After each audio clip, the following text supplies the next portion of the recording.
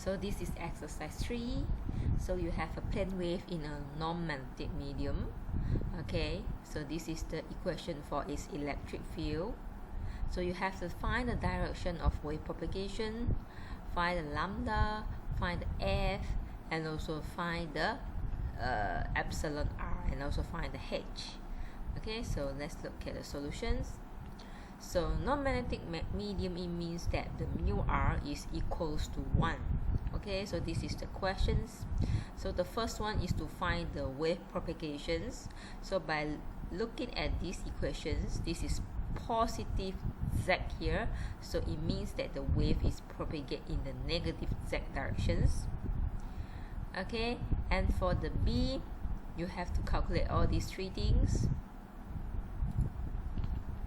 Okay, so based on the question, we know that our beta is 2 and our alpha is 0 because there is no exponent term here. Okay, so this electric field is propagate in a lossless medium because there is no attenuation constant here. The alpha is 0, and this is the angular frequency. Okay, so you can get the frequency by using this formula. Okay, and for the beta, okay, it is 2, so that your lambda is pi, okay, which is 3.142, and then for the epsilon r, you can calculate it based on the speed.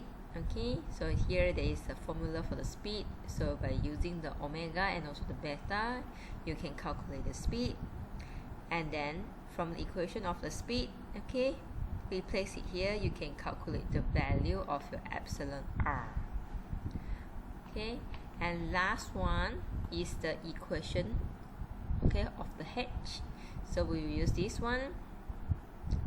Okay, so this thing we don't know, so we have to calculate it. Okay, so if we examine the equation for intrinsic impedance, this one has been given, as well as this one we have calculated it just now, but the sigma we don't know. Okay, but from the questions we know that, okay, the beta is given, which is 2. Okay, so we can plug in all the information here and try to find out what is the value of the sigma. So the sigma is approximate to 0, which is tally with the equation here. Okay, it is propagate in a lossless medium. Lossless medium, you will have a sigma 0. Okay, so from here you calculate the intrinsic impedance. Since you don't have the conductivity, the sigma, so here will be a value, absolute value without any phase. So the h will be equals to this one, okay, which is the E divided by the intrinsic impedance. So the direction of the electric field is y directions, and the direction of the propagation is negative z. So as the result, my h will be in the x direction. So I can plug in the amplitude. Okay, this thing I will remain.